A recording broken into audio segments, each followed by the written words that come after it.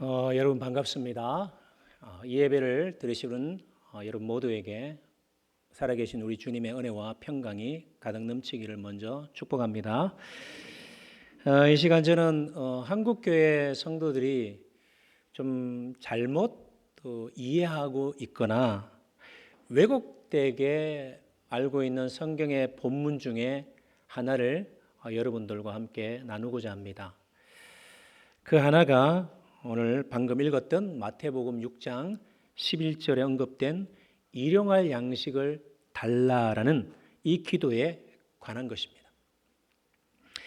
이 기도는 산상수훈에서 예수님이 제자들에게 가르쳐 주신 주기도의 일부분이기도 합니다. 여러분이 잘 아시겠지만 주기도 전체의 핵심 주제, 핵심 내용은 하나님 나라와 관련되어 있습니다. 그런데 우리는 주기도문을 크게 두 부분으로 나누어서 이해를 합니다. 앞부분은 주로 하나님 나라에 대한 서술로, 그리고 뒷부분은 우리의 생활에 대한 서술로 나누어서 그렇게 이해를 해왔습니다. 주로 그렇게 이해를 해왔습니다. 그런데 여러분, 예수님이 주기도문에서 이 주기도에서 의도하신 바는 분명히 하나님 나라에 대한 것이지 않습니까? 주기도의 핵심이 하나님 나라라면 예수님이 이 중에 단지 우리의 필요를 위한 기도를 왜 넣으셨을까? 이런 질문을 제기할 수 있죠. 물론 반론도 제기할 수 있습니다. 우리는 우리의 필요도 구해야 된다. 어떻게 신자가 자신의 필요를 구하지 않을 수 있는가? 맞습니다. 우리는 우리의 필요를 하나님께 구할 수 있습니다. 예수님도 구하고 찾고 두드리라고 하셨습니다. 하지만 우리가 주기도문을 좀 더 깊게 이해하면 우리의 필요를 구한다는 것에 대해서 우리가 참 많이 오해하고 있음을 깨닫게 됩니다.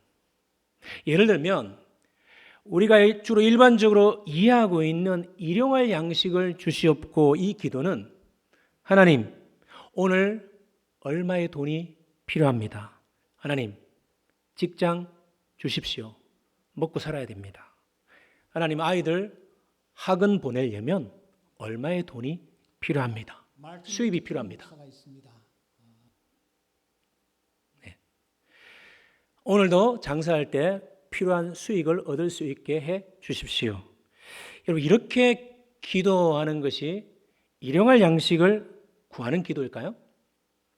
정말 주기도문의 이 부분이 과연 이런 것을 기도하라고 우리에게 가르치고 있는 걸까요? 결론적으로 말씀드리면 그렇지 않다라는 거예요. 왜 그렇지 않은지 제가 설명을 하도록 하겠습니다.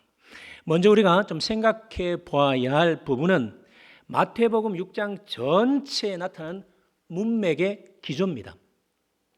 이 중에서 우리는 특별히 예수님이 이 기도를 가르치신 이후에 하신 말씀들과 우리가 생각하는 일용할 양식을 주시옵고, 이 부분이 과연 흐름상 잘 맞고 있는지, 잘 맞는지 한번 생각해 볼 필요가 있습니다.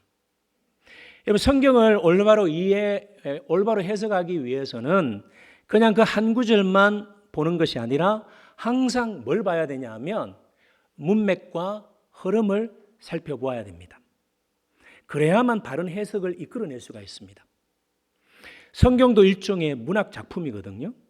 그런데 전후 문맥 딱 무시해버리고 그냥 그 딱 한 구절만 탁 빼내서 보면 원래 성경이 의도하는 바는 다른 자의적인 해석을 하게 되고 그릇된 적용을 하게 된다는 거죠. 주님이 우리에게 일용할 양식을 주시옵고에 대해서 오해할 만한 것을 미리 내다보셨는지 그렇지 않은지는 우리가 알 수는 없습니다. 하지만 예수님이 이 주기도를 말씀하신 뒤에 곧이어서 어떤 가르침을 우리에게 하시느냐 하면 바로 재물에 대한 가르침을 우리에게 주시고 있습니다. 이건 우리가 참 유념해 보아야 될 점이죠. 예수님은 제자들에게 너희는 이렇게 기도하라고 주기도를 가르치신 이후에 19절부터 곧바로 재물에 대한 가르침을 주십니다. 그러니까 재물에 대한 이 말씀을 간단하게 요약하면 이렇습니다. 24절에 한 사람이 두 주인을 섬기지 못한다. 너희가 하나님과 재물을 겸하여 섬길 수 없다. 그리고 25절에 무엇을 먹을까, 무엇을 입을까, 무엇을 마실까 염려하지 마라. 그리고 26절, 28절 보시면 공중의 새도 먹이시고 들에 피는 백합화도 입히시는 하나님이 너희일까 보냐. 그리고 31절, 34절에 다시 한번 무엇을 먹을까, 무엇을 마실까, 무엇을 입을까, 즉 의식주에 대해서 염려하지 말라. 이런 것들은 다 누가 구하는 거다? 이방인들이 구하는 거다. 하나님은 너희에게 이 모든 것이 있어야 할 줄을 아신다라고 말씀합니다. 그러면서 결론적으로 내일 일을 위해서 뭐 하지 말라? 염려하지 말라라고 하세요. 여러분, 예수님이 일용할 양식을 주시옵고라고 기도하신 이후에 이러한 내용들을 우리에게 가르친다라는 것은 뭡니까 이게? 결국 한마디로 말하면 뭘 구하지 말라는 거예요? 먹을 거 구하지 말라는 거예요. 일용할 양식 구하지 말라는 거죠. 그러면 모순이 일어납니다. 되게 모순된 것처럼 보이죠.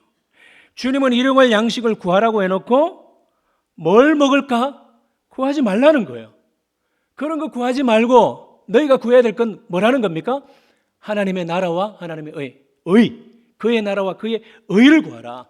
그러면 하나님이 너희가 안 구해도 하나님이 필요한 거 다 알고 아시고 너희에게 채워주실 거다라고 이야기하고 있습니다.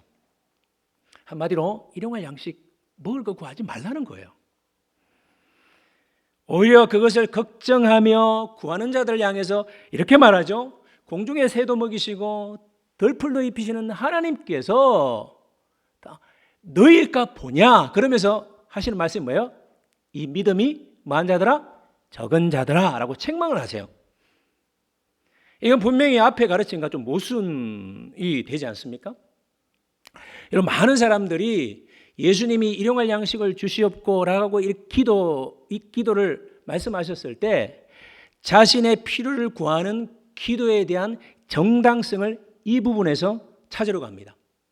하지만 설명했듯이 분명 먹고 마시는 것을 위해서 염려하고 그런 것을 구하는 것은 주님의 뜻이 아니라고 말씀하시는 거예요. 그건 이방인들이 구하는 거다. 믿음 없는 자들의 행실이다라고까지 말씀하시는 거예요. 자, 그렇다면 여기서 우리가 한번 고민해 봐야 되죠. 여기에 계신 분들은 당연히 아니겠지만 여전히 상당수 교인들이 일용할 양식을 구하는 기도에서 주님, 오늘 무엇이 필요합니다. 이번 달 갯돈 넣어야 되는데 얼마가 필요합니다. 주님, 이번 학기 아이들 등록금 필요한데 어떻게 하면 좋겠습니까? 이런 식으로 기도할 수 있다라고 생각을 해요. 하지만 그 후의 가르침을 보면 주님은 이런 것들을 구하기를 원치 않으신다는 것을 알 수가 있습니다. 그런 생각을 가질 수밖에 없는 거죠. 그렇다면 주님이 가르치신 이 주기도 중에 일용할 양식을 주시옵고 이 부분의 진정한 의미가 무엇일까요? 제가 목감기가 좀 와서 죄송합니다.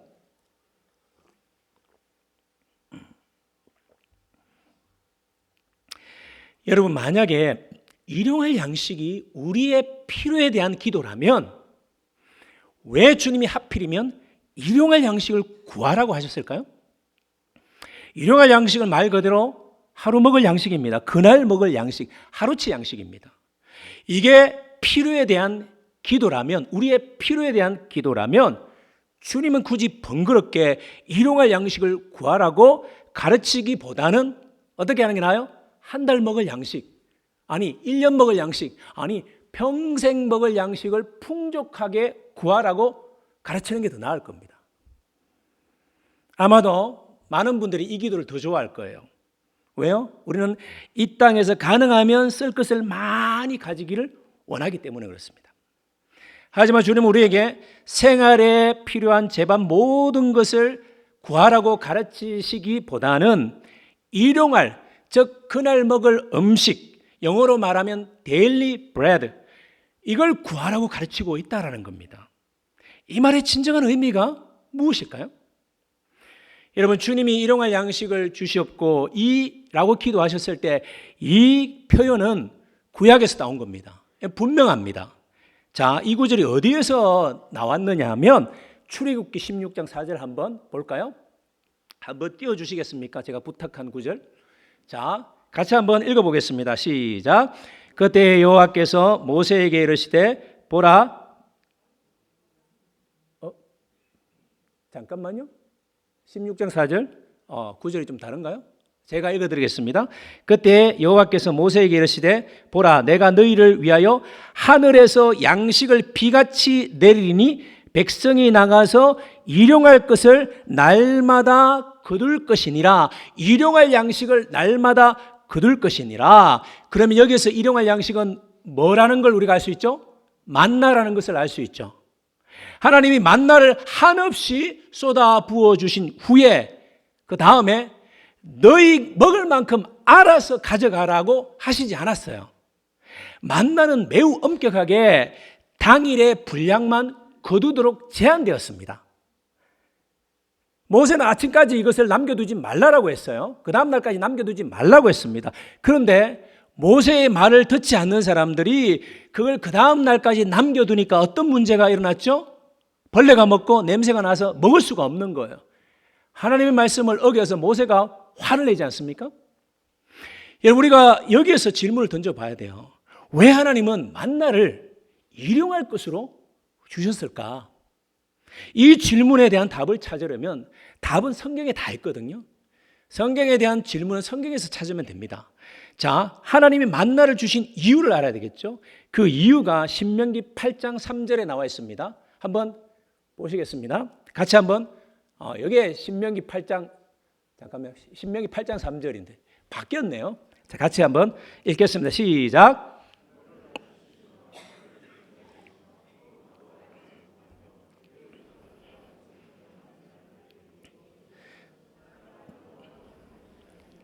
여호와의 입에서 나오는 자, 하나님이 이스라엘을 만나 일용할 양식으로 먹이신 이유가 뭐라고 말하고 있습니까? 사람이 떡으로만 사는 것이 아니라 뭘로? 하나님 입에서 나오는 모든 말씀으로 사는 줄로 사는 걸, 이걸 가르치기 위해서입니다. 이걸 알려주기 위해서죠. 즉 만나는 겉으로는 육체를 위한 양식이지만 사실 그것은 사람이 먹는 밥으로 사는 것이 아니라는 것을 가르쳐주기 위한 방편이었다는 거예요. 여러분, 만나는 분명 하늘에서 하나님이 내려주신 양식입니다. 이스라엘이 매일 만나를 거두고 그것을 먹으면서 우리를 먹이시는 주체는 누구라고요? 하나님이시구나. 다시 말해 매일매일 하늘에서 떨어지는 그 양식을 보면서 내가 먹고 마시는 이 모든 것은 어디에서부터? 하늘로부터 오는 것이구나. 이 사실을 깨닫도록 하기 위해서요. 그러므로 그들은 사실 떡을 먹지만 사람이 떡으로 사는 게 아니라 하나님을 통해서 사는 것임을 발견해야만 했죠. 여러분, 예수님이 사탄의 시험에 이 구절을 인용하신 것도 바로 이런 이유 때문입니다. 광야 40일 동안 예수님 굶주리셨습니다. 그때 사단이 유혹을 하죠. 돌을 뭐로? 떡덩이로 바꿔라. 그때 예수님이 이 신명기 말씀을 인용하면서 사람이 떡으로 사는 것이 아니다. 하나님 말씀으로 사는 것이니 나는 너의 말을 들을 수 없다. 사탄아 물러가라 하고 물리치셨습니다. 하나님이 이스라엘 백성에게 일용할 양식을 주신 것은 그들이 매일매일 하늘로부터 내리는 그 양식을 거둠으로써 하나님이 매일 자신들을 먹이시는 분이심을 깨닫기를 바라셨던 거죠. 그래서 양식을 한꺼번에 쌓아두지 않도록 한 거예요. 한꺼번에 다 거두지 않도록 한 겁니다. 그건 금지된 거예요. 그들은 아침마다 땅을 뒤덮은 그 만나를 거두면서 그들을 매일 먹이시고 입히시고 책임지시는 분이 누구라는 거죠? 하나님이심을 매일매일 인식해야만 했습니다. 매일 인식하도록 하기 위해서. 예수님의 일용할 양식을 주셨고라는 이 기도는 이 맥락 안에 있는 겁니다. 그런데 주님이, 그렇다면 주님이 우리에게 이 기도를 지시하셨을 때 그 의도가 무엇이었겠습니까? 너희는 세상에서 잘 먹고 잘 살아라. 너희가 필요한 것들은 내가 다, 세상에 필요한 것들은 내가 다 주마. 이런 걸까요? 그렇지 않다는 거예요. 이 기도의 진정한 의미는 하나님, 우리가 매일의 양식을 먹을 때 하나님을 바라보게 하옵소서. 하나님, 우리가 매일의 이 양식을 통해서 우리를 날마다 먹이시는 하나님을 잊지 않고 그 하나님을 기억하며 살게 하옵소서라는 기도입니다. 그러므로 이 기도는 주기도문 전체 내용과 상충되지 않습니다. 주기도문 전체의 핵심 내용은 그의 나라와 그의 의를 구하는 거죠. 일용할 양식을 여러분 이렇게 이해할 때 이 기도 역시 그의 나라와 그의 의를 구하는 것이 됩니다. 이렇게 해석할 때 예수님이 뒤에서 가르치신 내용도 모순이 아니라 이해가 되는 거예요. 여러분, 먹을 것과 입을 것만 구하는 것들은 이방인들, 믿지 않는 자들이 구하는 겁니다. 우리는 딱히 여러분 그거 구하지 않아도 돼요. 여러분 안 구해도 됩니다. 우리는 오히려 먹을 것과 입을 것을 통해서 하늘에 계신 하나님 아버지께서 오늘도 나를 먹이시고 오늘도 나를 입히심을 발견하고 하나님을 찬양하면 되는 겁니다. 이것이야말로 진정 마태복음 6장 마지막 구절의 의미죠. 너희는 먼저 그의 나라와 그의 의를 구하라. 그리하면 너희가 이런 거 구하지 않아도 내가 알아서 다 채워주마. 너희의 필요를 내가 잘 아니까 내가 공급해 주마. 그렇게 이야기하는 겁니다. 그러므로 사랑하는 여러분, 우리는 일용할 양식을 주시옵고 이 기도를 통해서 우리 자신의 욕심, 탐욕을 이루는 것이 아니라 하나님의 돌보심을 발견해야 됩니다. 하나님이 자녀인 우리를 신실한 은혜와 사랑으로 먹이시고 입히신다는 이 사실을 깨닫고 또한 하나님이 우리의 삶을 책임지신다는 이 사실을 믿고 늘 하나님께 감사하고 찬양하는 삶을 살아가는 것이 주기도에서 예수님이 이렇게 가르쳐 주신 진정한 의미라는 거죠. 여러분, 우리의 생존을 누가 책임져 주신다는 겁니까? 저와 여러분의 생존을 누가 책임져 주십니까? 하나님이 책임져 주십니다. 여러분 믿으시기 바랍니다. 따라서 우리는 이 기도를 통해서 날마다 하나님의 주권을 인정하고 주재권을 인정하고 고백하고 우리의 삶을 그분께 뭐 할 수 있습니까? 내어 맡길 수가 있는 거예요. 여러분 요즘 참 경제적으로 참 힘듭니다. 다들 너무 힘들어요. 나라가 지금 이 지경이다 보니까 정말 힘들어요. 먹고 사는 문제 때문에 힘들어하시는 분들이 많이 있습니다. 하지만 여러분 염려하지 마십시오. 아무리 힘들고 어려운 상황이 있지만 저와 여러분은 누구의 자녀입니까? 하나님의 자녀들입니다. 앞날에 대해서 염려하지 마십시오. 하나님께 맡기십시오. 살아계신 하나님이십니다. 전능하신 하나님, 우리의 형편과 처지와 우리의 필요를 너무나도 우리보다 더 잘 아시는 그 하나님, 언제나 우리를 신실하게 이끄시고 인도하시고 저와 여러분의 삶을 책임지시는 그 하나님을 바라보고 의지하며 그래서 하나님의 공급해 주시는 그 은혜를 풍성하게 누리며 기뻐하며 감사하며 더욱더 하나님을 찬양하는 삶을 살아가시는 저와 여러분 되기를 간절히 축원드립니다. 기도하시겠습니다. 사랑의 주님, 오늘 주님이 가르쳐 주신 이 일용할 양식을 구하는 기도에 대해서 살펴보았습니다.